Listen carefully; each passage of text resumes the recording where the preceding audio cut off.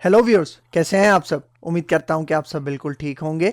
तो जिस तरह से आपको पता है, हमारे पास यहाँ पे सी शार्प प्रोग्रामिंग के लेक्चर सीरीज चल रही है और आज के इस लेक्चर के अंदर हम one of the most important topic of C sharp discuss करने वाले हैं, जिसका नाम है ऑपरेटर ओवरलोडिंग। भाई, हमने मेथड ओवरलोडिंग का कॉन्सेप्ट कवर किया था जो कि पॉलीमॉर्फिज्म के अंदर आता है। तो उसी के साथ एक और कॉन्सेप्ट भी हमारे पास पॉलीमॉर्फिज्म के अंदर होता है, जिसको हम कहते हैं ऑपरेटर ओवरलोडिंग। तो भाई, बहुत ज़्यादा इंपॉर्टेंट लेक्चर है। आपने मेक श्योर करना है कि इस वीडियो को एंड तक वॉच करना है ताकि आपको इसका कंप्लीट कॉन्सेप्ट समझ में आ सके। तो वीडियो को स्टार्ट करने से पहले एक छोटी सी रिक्वेस्ट कि अगर आप मेरे चैनल पे फर्स्ट टाइम आए हो और अभी तक आपने मेरा चैनल सब्सक्राइब नहीं किया तो चैनल भी सब्सक्राइब कर लो और इसके साथ साथ बेल का आइकन भी प्रेस कर लो, क्योंकि और भी बहुत सारी वीडियोस इस लेक्चर सीरीज के अंदर आने वाली हैं। तो मैं हूं आपके सर मोहम्मद आदिल और अब हम अपना लेक्चर स्टार्ट करते हैं।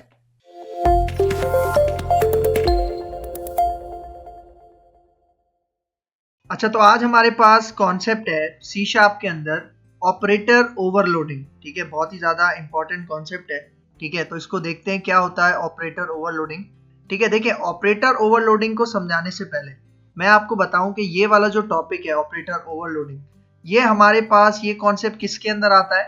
पॉलीमॉर्फिज्म के अंदर आता है। ठीक है, तो देखिए यहाँ पे क्या लिखा है, this concept resides in polymorphism. ठीक है, ऑपरेटर ओवरलोडिंग का जो कॉन्सेप्ट है वो पॉलीमॉर्फिज्म के अंदर आता है। ठीक है, तो यहाँ पे देखें कि पिछले लेक्चर्स के अंदर हमने देखा था कि हमारे पास पॉलीमॉर्फिज्म की दो टाइप्स होती हैं। ठीक है, there are two types of polymorphism. ठीक है, सबसे पहली टाइप होती है हमारे पास स्टैटिक पॉलीमॉर्फिज्म, जिसको हम कंपाइल टाइम पॉलीमॉर्फिज्म भी कहते हैं।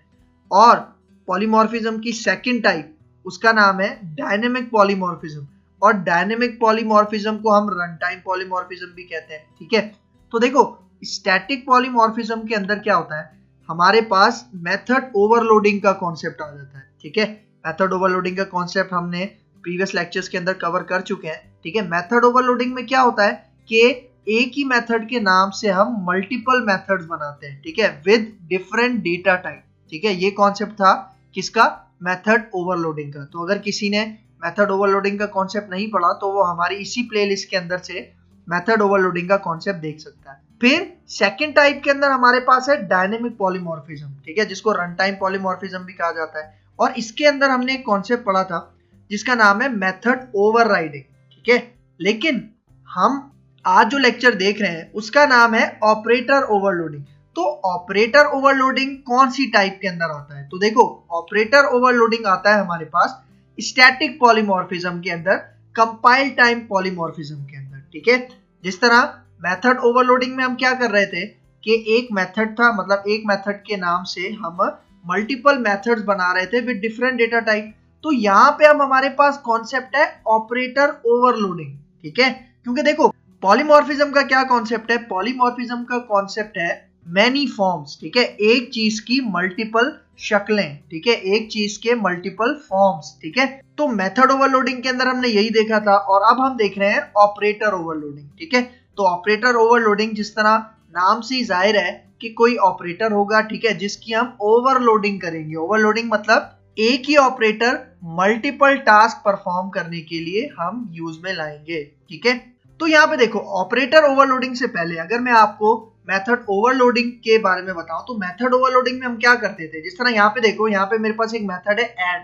ठीक है, और ऐड के नाम से ही मेरे पास दूसरा मेथड बना हुआ है। ठीक है, मतलब ऐड मेथड की क्या हुई हुई है? ओवरलोडिंग हुई हुई है, एक से ज्यादा मेथड्स बनाए हैं, लेकिन विद डिफरेंट पैरामीटर्स। ठीक है, मतलब अगर आप यहाँ पे देखो, ये जो ऐड का मेथड है, ठीक है, इसके अंदर दो पैरामीटर्स आ रहे हैं, और ये जो दूसरा ऐड का मेथड है इसके अंदर तीन पैरामीटर्स आ रहे हैं। ठीक है, क्योंकि मेथड ओवरलोडिंग के अंदर हम डिफरेंट पैरामीटर से क्या करते हैं, डिफरेंट डेटा टाइप से क्या करते हैं, डिफरेंशिएट करते हैं, मेथड को ओवरलोड करते हैं। ठीक है, लेकिन इस लेक्चर के अंदर हम बात कर रहे हैं ऑपरेटर ओवरलोडिंग। तो देखो, ऑपरेटर ओवरलोडिंग के थ्रू क्या काम होता है यहाँ पे देखना। ठीक है, तो देखो यहाँ पे क्या कह रहा है, the concept of overloading a function can also be applied to operators. इसका मतलब जब हम ओवरलोड करते थे किसको? फंक्शन को या मेथड को। ठीक है, तो वही कॉन्सेप्ट हम ऑपरेटर्स के साथ भी इंप्लीमेंट कर सकते हैं, मतलब ऑपरेटर को ओवरलोड किया जा सकता है। ठीक है, फिर यहाँ पे देखो इसका second point, operator overloading gives the ability to use the same operator to do various operations. ठीक है, इसका मतलब ऑपरेटर ओवरलोडिंग में क्या होता है, ऑपरेटर ओवरलोडिंग आपके ऑपरेटर को एक ऐसी कैपेबिलिटी, एक ऐसी एबिलिटी प्रोवाइड करता है जिसके अंदर आप क्या करते हो, एक ऑपरेटर को यूज करके multiple operations, multiple task perform कर सकते हो। तो देखो इसकी मैं आपको एक एग्जांपल से समझाता हूं, एक डायग्राम से समझाता हूं, तो और अच्छे से आपको समझ में आएगा। ठीक है, तो यहाँ पे देखो, यहाँ पे मेरे पास एक ऑपरेटर है, ठीक है, प्लस। ठीक है, तो देखो प्लस ऑपरेटर हमें पता है कि अगर प्लस ऑपरेटर के लेफ्ट या राइट साइड में स्ट्रिंग्स हो तो प्लस क्या करता है, उनको कॉन्कैटिनेट करता है। जिस तरह लेफ्ट साइड पे मोहम्मद लिखा हुआ था और राइट साइड पे आदिल लिखा हुआ था और बीच में ही प्लस का ऑपरेटर लगा हुआ है, तो यहाँ पे प्लस क्या कर रहा है कि वो जो दो स्ट्रिंग्स थे उनको कॉन्कैटिनेट, उनको मर्ज करके दिखा रहा है। ठीक है, सेम इसी तरह हमारे पास प्लस का एक और काम भी होता है। फॉर एग्जाम्पल यहाँ पे देखो, लेफ्ट हैंड साइड पे मेरे पास एक नंबर है 5 और राइट हैंड साइड पे मेरे पास एक नंबर है 3। तो अगर इन दोनों के बीच में मैं प्लस ऑपरेटर लगाऊंगा तो प्लस नंबर्स के साथ क्या करता है, प्लस नंबर्स की एडिशन परफॉर्म कर देता है। ठीक है, तो देखो यहाँ पे भी एक तरह से प्लस कौन से फंक्शन को अचीव कर रहा है, ऑपरेटर ओवरलोडिंग के फंक्शन को अचीव कर रहा है। ठीक है, लेकिन मैं यहाँ पे कह रहा हूं कि भाई ये जो प्लस ऑपरेटर है इसके थ्रू फॉर एग्जांपल मुझे एक तीसरा काम करवाना है। ठीक है, तो वो तीसरा काम क्या है, देखो यहाँ पे मेरे पास दो ऑब्जेक्ट्स हैं। ठीक है, दो ऑब्जेक्ट्स हैं, एक obj1 obj2। ठीक है, और एक बात याद रखना कि जो दोनों ऑब्जेक्ट्स हैं ये सेम क्लास के हैं। ठीक है, मतलब सेम क्लास का एक ऑब्जेक्ट है जिसका नाम है obj1 और उसी क्लास का एक ऑब्जेक्ट है जिसका नाम है obj2 और इसके बीच में अब प्लस मैं लगाना चाह रहा हूँ। ठीक है, मतलब मेरा इंटेंशन क्या है कि जब मैं इन दोनों ऑब्जेक्ट्स को प्लस करूंगा तो मुझे उनका एक रिजल्ट मिलना चाहिए obj3। ठीक है, अब इसका क्या मतलब है यहाँ पे देखो। ठीक है, देखो यहाँ पे मैं कह रहा हूं कि मेरे पास एक क्लास है। ठीक है, इस क्लास का मैंने नाम क्या रखा है, न्यू क्लास। ठीक है, और इसके अंदर अगर आप देखो मेरे पास एक वेरिएबल है, ठीक है, जिसका क्या नाम है str, और ये str किस डेटा टाइप का वेरिएबल है, स्ट्रिंग डेटा टाइप का वेरिएबल है।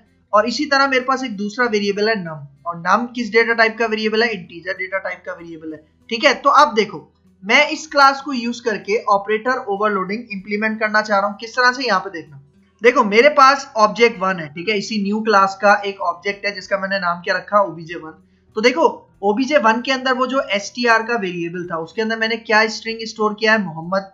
फिर obj1 का ही एक दूसरा वेरिएबल था num, ठीक है, जो कि इंटीजर डेटा टाइप का था, उसके अंदर मैंने क्या स्टोर कर दिया, 20। ठीक है, अब देखो अब मैं क्या चाह रहा हूं कि जो obj1 है इसको मैं ऐड करवाना चाह रहा हूं, प्लस करवाना चाह रहा हूं, किसके साथ, देखो यहाँ पे obj2 और मतलब उसी क्लास का एक दूसरा मैं ऑब्जेक्ट बना रहा हूं और उसके अंदर जो str का वेरिएबल था उसके अंदर मैं क्या स्टोर कर रहा हूं, आदिल। और फिर obj2 ऑब्जेक्ट के साथ वो जो num वाला वेरिएबल था उसके अंदर मैं क्या स्टोर कर रहा हूं, 10 स्टोर कर रहा हूं। ठीक है, अब देखो अब मेरा क्या इंटेंशन है कि मैं obj1 और obj2 को प्लस करवाना चाह रहा हूं, इनके ऊपर एडिशन परफॉर्म करवाना चाह रहा हूं। तो जब मैं एडिशन परफॉर्म करवाऊंगा तो होगा क्या, यहाँ पे देखो।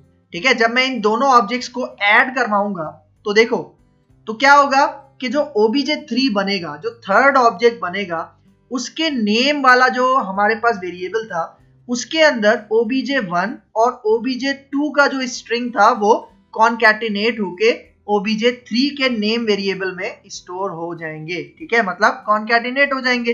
सेम इसी तरह यहाँ पे ये जो obj1 का ये जो num वेरिएबल था और obj2 का जो num वेरिएबल था, ठीक है, अब obj3 में क्या हो गया, उन दोनों को प्लस ने क्या किया, सम कर दिया। ठीक है, मतलब मैं क्या करवाना चाह रहा हूं, ये जो प्लस ऑपरेटर है इसके थ्रू मैं तीसरा काम करवाना चाह रहा हूं, और वो जो तीसरा काम है उसके अंदर मैं क्या कर रहा हूं कि एक क्लास के दो ऑब्जेक्ट्स हैं और मैं उन दोनों ऑब्जेक्ट्स को आपस में ऐड करवा के एक तीसरा ऑब्जेक्ट बना रहा हूं। तो जब मैं तीसरा ऑब्जेक्ट बनाऊंगा तो उसका कुछ रिजल्ट, स्ट्रिंग वेरिएबल का रिजल्ट कुछ इस तरह से मिलेगा, मतलब कॉन्कैटिनेट हो जाएगा, और जो इंटीजर वेरिएबल्स थे उनको आपस में वो क्या कर देगा, सम कर देगा। तो ये टास्क मैं अचीव करूंगा किसकी मदद से, ऑपरेटर ओवरलोडिंग की मदद से। ठीक है, और एक बात याद रहे कि जो तीनों ऑब्जेक्ट्स बनेंगे, ठीक है, ये हमारे पास सेम क्लास के होंगे। ठीक है, मतलब ऐसा नहीं हो सकता कि एक ऑब्जेक्ट मतलब obj1 किसी दूसरी क्लास का है और obj2 किसी दूसरी क्लास का है, तो वहां पे हम ये कॉन्सेप्ट इंप्लीमेंट नहीं कर पाएंगे। तो अब इसी कॉन्सेप्ट को अगर मैं प्रैक्टिकल इंप्लीमेंट करके दिखाऊं तो मैं आ जाता हूं अपने विजुअल स्टूडियो में। ठीक है, देखो मेरे पास यहाँ पे क्लास है, प्रोग्राम क्लास, और इसके अंदर एक मेन मेथड है। ठीक है, तो अब सबसे पहले मैं क्या कर रहा हूँ, सबसे पहले मैं एक क्लास बना रहा हूँ, एक क्लास बना रहा हूँ और उस क्लास का नाम मैं वही रखूंगा जो अभी मैंने आपको स्लाइड्स में दिखाई। ठीक है। इस क्लास का मैं क्या नाम रख रहा हूँ, न्यू क्लास, ठीक है। और इसके अंदर मैं दो वेरिएबल्स बनाता हूँ, ठीक है। एक मैं बनाता हूँ, ठीक है, स्ट्रिंग टाइप का वेरिएबल, और इसका मैं नाम रखता हूँ str। और फिर एक दूसरा वेरिएबल मैं यहाँ पे बनाता हूँ, और ये जो वेरिएबल होगा ये इंटीजर टाइप का होगा, int, ठीक है। और इसका मैं नाम यहाँ पे रख देता हूँ num। तो देखो अब मेरे पास यहाँ पे दो वेरिएबल्स हैं इस न्यू क्लास के अंदर, ठीक है। अच्छा, अभी अगर मैं आपको ऑपरेटर ओवरलोडिंग के कॉन्सेप्ट को इंप्लीमेंट किए बगैर इनके ऑब्जेक्ट्स को अगर सम करके दिखाऊं, तो तब आप देखना कि इसका रिजल्ट क्या आता है, ठीक है। तो फॉर एग्जांपल यहाँ पे देखो, मैं अपने प्रोग्राम क्लास के मेन मेथड के अंदर आता हूँ, ठीक है। और यहाँ पे मैं इसी न्यू क्लास का एक ऑब्जेक्ट बनाता हूँ, ठीक है। और इसका मैं नाम रखता हूँ obj1, ठीक है। और इसका हम पूरा ऑब्जेक्ट बना लेते हैं। और ये जो obj1 है, ठीक है, इसके थ्रू मैं सबसे पहले str वेरिएबल को एक्सेस करता हूँ, ठीक है। और इसके अंदर मैं स्टोर कर देता हूँ फॉर एग्जांपल मोहम्मद, ठीक है। और फिर इसी वेरिएबल मतलब इसी obj1 के थ्रू मैं एक दूसरा वेरिएबल एक्सेस कर रहा हूँ नाम, और इसके अंदर फॉर एग्जांपल मैं स्टोर करवा देता हूँ वैल्यू 20, ठीक है। और अब मैं यहाँ पे आके एक दूसरा ऑब्जेक्ट क्रिएट करता हूँ, ठीक है। इसी को मैं यहाँ से कॉपी करता हूँ, नीचे पेस्ट करते हैं, ठीक है। और यहाँ पे आके मैं obj1, ठीक है। और अब मैं जो डेटा स्टोर करवाऊंगा str और num के वेरिएबल में, वो obj2 मतलब ऑब्जेक्ट 2 के होंगे, ठीक है। और इसके अंदर मैं यहाँ पे आदिल लिख देता हूँ अपना नाम, और यहाँ पे num के अंदर मैं यहाँ पे डाल देता हूँ 30, ठीक है। तो देखो अब मैं क्या चाह रहा हूँ, अब मुझे इन दो ऑब्जेक्ट्स को क्या करना है, ऐड करना है एक तीसरे ऑब्जेक्ट के अंदर, थर्ड ऑब्जेक्ट के अंदर। तो देखो यहाँ पे आके मैं इस लाइन को कॉपी कर लेता हूँ, ठीक है, जो ऑब्जेक्ट बनाने वाली लाइन है, ठीक है। और मैं यहाँ पे ये जो obj2 है इसका मैं नाम चेंज कर देता हूँ, मैं इसको कह देता हूँ obj3, ठीक है।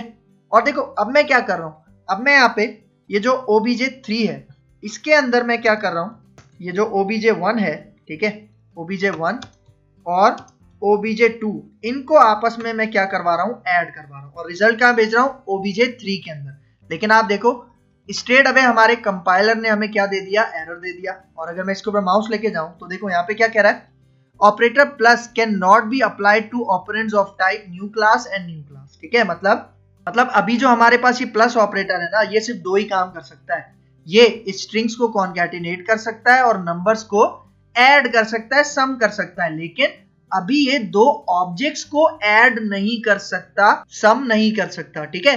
तो इस टास्क को अचीव करने के लिए मुझे क्या करना पड़ेगा, इस टास्क को अचीव करने के लिए मुझे इस प्लस ऑपरेटर की ओवरलोडिंग करनी पड़ेगी, ठीक है। तो अब ओवरलोडिंग हम कैसे करते हैं, यहाँ पे देखो मैं आता हूं अपनी इसी न्यू क्लास के अंदर, ठीक है। देखो एक बात याद रखना, जब भी आपने ऑपरेटर की ओवरलोडिंग करनी है तो आपने एक फंक्शन बनाना है, ठीक है। क्योंकि ये जो हमारे पास ऑपरेटर्स होते हैं ये इंटरनली एक फंक्शन की तरह काम करते हैं, ठीक है। तो मुझे क्या करना पड़ेगा, मुझे यहाँ पे ऑपरेटर ओवरलोडिंग के लिए एक फंक्शन बनाना है, और वो कौन सा ऑपरेटर होगा, प्लस ऑपरेटर होगा, ठीक है। तो मैं यहाँ पे पब्लिक, ठीक है, और ये फंक्शन स्टैटिक होगा, ठीक है। और ये जो फंक्शन बनाना है उसकी रिटर्न टाइप क्या होगी, उसकी रिटर्न टाइप में यहाँ पे रखूंगा यही, ठीक है, न्यू क्लास, ठीक है। और एक बात याद रखना, जब भी आप ऑपरेटर ओवरलोडिंग के लिए फंक्शन बना रहे हो तो आप एक कीवर्ड यहाँ पे यूज करोगे जिसका नाम है ऑपरेटर। और फिर आप कौन से ऑपरेटर को ओवरलोड करना चाह रहे हो, प्लस को करवाना चाह रहे हो, माइनस को करवाना चाह रहे हो, मल्टीप्लाई को करवाना चाह रहे हो, वो आपके ऊपर डिपेंड करता है, ठीक है। मैं यहाँ पे अभी प्लस ऑपरेटर को क्या करवा रहा हूँ, ओवरलोड करवा रहा हूँ, ठीक है।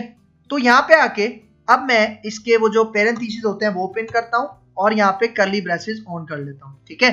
तो अब देखो, अब यहाँ पे आके मैं सबसे पहले इसके पैरामीटर में एक ऑब्जेक्ट बनाता हूँ और इसका मैं नाम रख रहा हूँ obj1, और एक दूसरा पैरामीटर बना रहा हूँ, दूसरा पैरामीटर भी इसी टाइप का होगा, ठीक है, न्यू क्लास टाइप का, ठीक है। और इसका नाम रखा है मैंने obj2। और अब मैं यहाँ पे आता हूँ, मैं यहाँ पे एक इसकी बॉडी के अंदर एक तीसरा ऑब्जेक्ट बनाता हूँ, इसका मैं नाम रखता हूँ obj3, ठीक है। और यहाँ पे आके इसका ऑब्जेक्ट हम कंप्लीट लिख लेते हैं, ठीक है। तो देखो अब मैं क्या कर रहा हूँ, अब मैं यहाँ पे जो obj है, ठीक है, obj3, मैं कह रहा हूँ इसके अंदर जो हमने str का वेरिएबल बनाया है, str का वेरिएबल बनाया है, इसके अंदर डेटा कहाँ से जाएगा, देखो जो मैंने obj1 का पैरामीटर बनाया इसके अंदर जो भी str है, ठीक है, वो सम हो जाए obj2 के अंदर जो str है उसके साथ। मतलब obj1 और obj2 का जो भी स्ट्रिंग है वो मैं ऐड करवा के कहाँ पे भेज रहा हूँ, ऑब्जेक्ट 3 के स्ट्रिंग में भेज रहा हूँ। और अब सेम इसी तरह मैं यहाँ पे आता हूँ, ठीक है। अब मैं कहूंगा कि obj3 का जो num वाला वेरिएबल है, ठीक है, उसके अंदर obj1 का नंबर और obj2 का नंबर आप ऐड करके कहाँ पे भेज दो, obj3 के num वेरिएबल के अंदर भेज दो। तो इसका मतलब obj1 और obj2 का जितना भी डेटा था वो मैंने object3 के अंदर जो भी वेरिएबल्स थे उनके अंदर मैंने भेज दिया है, ठीक है। तो अब मतलब obj1 और obj2 का जो ऐड हुआ हुआ डेटा है वो कहाँ पे मौजूद है, obj3 में मौजूद है, ठीक है। तो अब मैं इसी obj3 को क्या करवा दूंगा, रिटर्न करवा दूंगा। obj3 को मैंने क्या करवा दिया, रिटर्न करवा दिया, क्योंकि इसी object3 के अंदर हमारे पास object1 और object2 का एडिशन मौजूद है। तो अब देखो, जैसे ही मैंने अपने इस प्लस ऑपरेटर को ओवरलोड करने के लिए ये फंक्शन बनाया, ठीक है, मतलब अब मैंने अपने प्लस ऑपरेटर को ओवरलोड कर लिया है, ठीक है। तो अब अगर मैं आपको नीचे दिखाऊं जहां पे एरर आ रहा था, तो यहाँ पे देखो, अब यहाँ पे एरर चला गया, ठीक है, मतलब obj1 और obj2, अब मैंने इनके बीच में क्या लगाया हुआ है, प्लस ऑपरेटर लगाया हुआ है, ठीक है। इसका मतलब ये जो लाइन मैंने लिखी है ना, ठीक है, इस केस में कौन सा फंक्शन कॉल हो रहा है, ये जो मैंने ऑपरेटर ओवरलोडिंग के लिए जो फंक्शन लिखा था यहाँ पे हो रहा है, ठीक है। और ये जो मैंने object1 बनाया है, ठीक है, ये जो मैंने object1 बनाया है ये कहाँ पे जाके स्टोर हो जाएगा, इस obj1 के पैरामीटर में जाके स्टोर हो जाएगा। और फिर ये जो मैंने object2 बनाया है ये कहाँ पे जाके स्टोर हो जाएगा, ये जो हमारा पैरामीटर है दूसरा जिसका मैंने नाम रखा है obj2, ठीक है, इसके अंदर ये जाके स्टोर हो जाएगा। और फिर जब ये फंक्शन चलेगा तो क्या होगा, obj1 का जो str वेरिएबल्स हैं, obj2 के जो str वेरिएबल्स हैं, ये आपस में ऐड होके obj3 के str में चले जाएंगे और फिर obj1 और obj2 के जो num वेरिएबल्स हैं वो प्लस होके obj3 के num वेरिएबल में चले जाएंगे और फिर वो रिटर्न हो जाएगा। इसका मतलब अब देखो, obj1 और obj2 का जो ऐड का रिजल्ट था वो कहाँ पे चला गया है, obj3 के पास चला गया है। तो अब मैं क्या करता हूँ, यहाँ पे मैं cw टैप करते हैं और मैं यहाँ पे सबसे पहले obj3 का ये जो str का वेरिएबल है इसको हम प्रिंट करवाते हैं और फिर obj3 के अंदर ये जो num का वेरिएबल है और इसको मैं प्रिंट करवाता हूँ, ठीक है।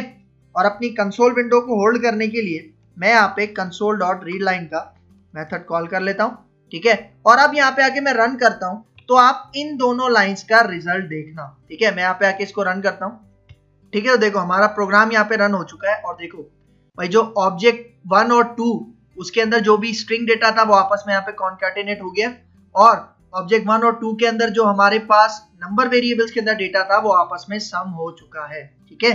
तो ये काम हमने किया है ऑपरेटर ओवरलोडिंग की मदद से। अच्छा देखो, अभी ये जो हमारे पास स्ट्रिंग है, ठीक है, इनके दरमियान स्पेस नहीं है, तो अगर मुझे स्पेस देना है तो मैं क्या करूंगा, देखो मैं चलता हूँ यही जो मैंने ऑपरेटर ओवरलोडिंग के लिए फंक्शन बनाया था, ठीक है। देखो जहां पे मैं अपने इन दोनों ऑब्जेक्ट्स के स्ट्रिंग वेरिएबल को कॉन्कैटिनेट कर रहा हूं, मैं यहाँ पे आके, ठीक है, एक एम्प्टी स्ट्रिंग ओपन करता हूं और इसको मैं कॉन्कैटिनेट करवा देता हूं object2 के str के साथ और object1 के str के साथ। मतलब ये जो object1 का str है, object2 का str है, उसके बीच में मैंने यहाँ पे एक स्पेस कॉन्कैटिनेट कर दिया है, ठीक है। तो अब अगर मैं यहाँ पे आके रन करूं तो अब हमें बिल्कुल सही रिजल्ट प्रिंट होगा, ठीक है। तो देखो सही रिजल्ट प्रिंट हो रहा है, मोहम्मद आदिल, और जो भी उसका नंबर था वो यहाँ पे ऐड हो चुका है, ठीक है। सही है। तो अब आते हैं अपनी थ्योरी पे, ठीक है। तो देखो यहाँ पे यही कह रहा है सेकंड पॉइंट में, operator overloading gives the ability to use the same operator to do various operations, ठीक है। मतलब एक ही ऑपरेटर है लेकिन वो यहाँ पे मल्टीपल टास्क हमारे पास परफॉर्म कर रहा है, ठीक है। फिर यहाँ पे देखो third point, it provides additional capabilities to C sharp operators when they are applied to user defined data types. अब देखो ये पॉइंट बहुत इंपॉर्टेंट है, मतलब देखो ऑपरेटर ओवरलोडिंग यहाँ पे क्या करता है, कॉन्सेप्ट क्या है कि सी शार्प के जो ऑपरेटर्स हैं, ऑपरेटर ओवरलोडिंग उनकी कैपेबिलिटीज को बढ़ा देता है, ठीक है, उसके जो कैपेबिलिटीज होते हैं उसको इनहेंस कर देता है, ठीक है। और ये जो हम ऑपरेटर ओवरलोडिंग अपने सी शार्प ऑपरेटर्स में अप्लाई करते हैं ये हम यूजर डिफाइंड डेटा टाइप्स के साथ यूज करते हैं। यूजर डिफाइंड डेटा टाइप्स का मतलब ये जो मैंने अपनी क्लास बनाई थी अभी, न्यू क्लास, ठीक है, ये क्या थी, ये मेरी बनाई हुई एक डेटा टाइप थी, ये एक यूजर डिफाइंड डेटा टाइप थी, ठीक है। मतलब जब भी आप अपनी कोई कस्टम क्लास बनाते हो, ठीक है, कोई कस्टम स्ट्रक्ट वगैरह बनाते हो तो हमारे पास वो यूजर डिफाइंड डेटा टाइप होती है, ठीक है। जिस तरह हम स्टूडेंट क्लास बनाते हैं, एम्प्लॉय क्लास बनाते हैं, तो ये क्या है, ये यूजर डिफाइंड डेटा टाइप्स हैं, ठीक है। तो जब भी आपको किसी सी शार्प ऑपरेटर को ओवरलोड करना है तो आप यूजर डिफाइंड डेटा टाइप्स के साथ उसको ओवरलोड करते हो, ठीक है। तो एक ये पॉइंट है, आपने याद रखना। फिर देखो next point, it enables to make user defined implementation of various operations where one और both of the operands are of a user defined class, ठीक है। इसका मतलब ये जो हमने ऑपरेटर ओवरलोडिंग का कॉन्सेप्ट इंप्लीमेंट किया है, इसमें हमने प्लस ऑपरेटर को यूज किया है, ठीक है। और प्लस ऑपरेटर के लेफ्ट साइड में और राइट साइड में जो भी चीजें थी वो ऑपरेंड्स कहला रही हैं, ठीक है। तो हमारे केस में जो ऑपरेंड्स थे वो क्या थे, ऑब्जेक्ट्स थे, ठीक है। ऑब्जेक्ट्स किसके थे, यूजर डिफाइंड क्लास के थे। तो यही वजह है कि ये जो हमारे पास ऑपरेटर ओवरलोडिंग का कॉन्सेप्ट है ये हम यूजर डिफाइंड डेटा टाइप्स के साथ यूज करते हैं, ठीक है। जिस तरह आप यहाँ पे देखो, यहाँ पे मैंने क्या किया, ये मेरे पास प्लस ऑपरेटर था, ठीक है, जिसको मैंने ओवरलोड किया है। और इसके अंदर ये जो दो ऑब्जेक्ट्स हैं obj1 और obj2, ये उसी सेम क्लास के हैं, ठीक है, न्यू क्लास, और उनको मैं ऐड करवा के उसी क्लास के ऑब्जेक्ट के पास भेज रहा हूं, ठीक है। तो एक ये पॉइंट याद रखना है। फिर यहाँ पे देखो last point, only the predefined set of C sharp operators can be overloaded, ठीक है। इसका मतलब सी शार्प के अंदर जितने भी ऑपरेटर्स पहले से प्री डिफाइंड है, हम सिर्फ उन्हीं को ओवरलोड कर सकते हैं, ठीक है। तो ये एक पॉइंट आपने याद रखना है। अब देखो यहाँ पे कुछ और पॉइंट्स बता रहा है ऑपरेटर ओवरलोडिंग के हिसाब से। To make operations on a user defined data type is not as simple as the operations on a built in data type, ठीक है। मतलब जब भी हमें कोई ऑपरेशंस परफॉर्म करने होते हैं यूजर डिफाइंड डेटा टाइप्स के साथ, मतलब अपनी बनाई हुई क्लासेस के साथ, स्ट्रक्ट्स के साथ, ठीक है, तो वो इतना आसान नहीं होता जितना हम बिल्ट इन डेटा टाइप्स के साथ काम करते हैं, ठीक है। तो उसी के लिए हम यहाँ पे कॉन्सेप्ट यूज करते हैं ऑपरेटर ओवरलोडिंग का। फिर यहाँ पे देखो second point, to use operators with user defined data types they need to be overloaded according to a programmer's requirement, ठीक है। इसका मतलब देखो अभी मैंने क्या किया था, जब मैंने ऑपरेटर को ओवरलोड नहीं किया था और ऑपरेटर ओवरलोड किए बगैर जब मैं दो ऑब्जेक्ट्स को ऐड कर रहा था आपस में, तो हमारे पास कंपाइल टाइम एरर आ रहा था, ठीक है। क्योंकि जो प्लस ऑपरेटर है ना, वो दो ऑब्जेक्ट्स को आपस में ऐड करने की सलाहियत नहीं रखती, ठीक है। तो हमें अगर ये टास्क अचीव करना है तो इसी के लिए हमने ऑपरेटर ओवरलोडिंग परफॉर्म की थी, ठीक है। तो एक ये पॉइंट आपने याद रखना है। फिर यहाँ पे देखो, an operator can be overloaded by defining a function to it, ठीक है। मतलब जब भी आप किसी ऑपरेटर को ओवरलोड करोगे तो आप इस तरह का फंक्शन बनाओगे, ये जो मैंने यहाँ पे फंक्शन बनाया इस तरह का आप फंक्शन बनाओगे, ठीक है, चाहिए। और उस फंक्शन के अंदर ऑपरेटर का कीवर्ड लाजमी यूज करोगे। मतलब अगर आपको कोई फंक्शन दिखाया जाए और उसके अंदर बताया जाए कि भाई ये कौन सा फंक्शन है, आपसे पूछा जाए, तो आप इसको बताओगे कि ये फंक्शन ऑपरेटर ओवरलोडिंग का काम कर रहा है। क्यों? क्योंकि इसके अंदर ऑपरेटर का कीवर्ड यूज हुआ हुआ है और ठीक उसी के बाद कोई ऑपरेटर डिफाइन हुआ हुआ है, ठीक है। तो जब भी ऑपरेटर ओवरलोडिंग करोगे आपको कोई ना कोई फंक्शन लाजमी बनाना है। फिर देखो next point, the function of the operator is declared by using the operator keyword, ठीक है। मतलब आपने यहाँ पे ऑपरेटर का कीवर्ड लाजमी देना है, तभी वो फंक्शन ऑपरेटर ओवरलोडिंग के लिए काम करेगा। फिर देखो last point, operators may be considered as functions internal to the compiler, ठीक है। मतलब ये जो हमारे पास ऑपरेटर्स होते हैं ना, इनको जो हमारा कंपाइलर रीड करता है एज अ फंक्शन रीड करता है, ठीक है। मतलब हमारे operators internally as a function की तरह ही काम करते हैं, ठीक है। तो एक ये पॉइंट आपने याद रखना है। अच्छा फिर यहाँ पे देखो यहाँ पे इस फिगर के अंदर बताया जा रहा है कि भाई कौन कौन से ऑपरेटर्स हैं जिनको आप ओवरलोड कर सकते हो और कौन कौन से ऑपरेटर्स हैं जिनको आप ओवरलोड नहीं कर सकते। तो यहाँ पे देखो, यहाँ पे हमारे पास प्लस, माइनस, नॉट, ये यूनरी ऑपरेटर्स हैं। और देखो यहाँ पे क्या कह रहा है, unary operators take one operand. ये हम सबको पता है कि यूनरी ऑपरेटर्स एक ऑपरेंड के साथ काम करते हैं, ठीक है। एंड कैन बी ओवरलोडेड, इसका मतलब ये जो यूनरी ऑपरेटर्स आपको नजर आ रहे हैं, आप इनको ओवरलोड कर सकते हो। किस तरह ओवरलोड कर सकते हो? एक फंक्शन बना के उसके अंदर ऑपरेटर का कीवर्ड यूज करके आप उसको ओवरलोड कर सकते हो, ठीक है, लेकिन with user defined data types. तो ये एक बात आपने याद रखनी है। फिर देखो यहाँ पे plus, minus, multiply, divide, modulus, ठीक है, ये बाइनरी ऑपरेटर्स है। तो बाइनरी ऑपरेटर्स का हमें पता है, binary operators take two operands and can be overloaded, मतलब इनको भी ओवरलोड किया जा सकता है। फिर यहाँ पे आ जाओ कंपैरिजन ऑपरेटर, ठीक है, जिस तरह हमारे पास डबल इक्वल टू है, नॉट इक्वल टू है, ठीक है। तो comparison operators can be overloaded, इनको भी हम ओवरलोड कर सकते हैं। लेकिन देखो यहाँ पे लॉजिकल ऑपरेटर्स हैं, लॉजिकल एंड, लॉजिकल और, conditional operators can not B overloaded, ठीक है। इसका मतलब कि जो कंडीशनल ऑपरेटर्स हैं हम इनको डायरेक्टली ओवरलोड नहीं कर सकते। फिर यहाँ पे देखो सबसे लास्ट में असाइनमेंट ऑपरेटर्स आपको नजर आ रहे होंगे, ठीक है, plus equal to, minus equal to, ठीक है, इसी तरह मल्टीप्लाई इक्वल टू। तो यहाँ पे क्या कह रहा है, assignment operators can not B overloaded, मतलब असाइनमेंट ऑपरेटर्स और लॉजिकल ऑपरेटर्स को हम ओवरलोड नहीं कर सकते। लेकिन ये जो यूनरी ऑपरेटर है, बाइनरी ऑपरेटर है और ये जो कंपैरिजन ऑपरेटर्स हैं इनको आप ओवरलोड कर सकते हो, ठीक है। तो ये आज हमारे पास कॉन्सेप्ट था ऑपरेटर ओवरलोडिंग इन सी शार्प। तो भाई ये था हमारा आज का लेक्चर ऑपरेटर ओवरलोडिंग इन सी शार्प प्रोग्रामिंग। उम्मीद करता हूं कि आपको ये लेक्चर बहुत अच्छे समझ में आया होगा। अगर इस लेक्चर के हवाले से कोई भी कंफ्यूजन है तो कमेंट बॉक्स में मुझसे जरूर पूछ लेना। तो अगर आपको मेरी वीडियो पसंद आई है तो मेरा चैनल लाइक कीजिए, शेयर कीजिए और सब्सक्राइब कीजिए और मुझे अपनी दुआ में याद रखिए। तो मिलते हैं इंशाल्लाह नेक्स्ट लेक्चर में, तब तक के लिए दीजिए इजाजत। अल्लाह हाफिज।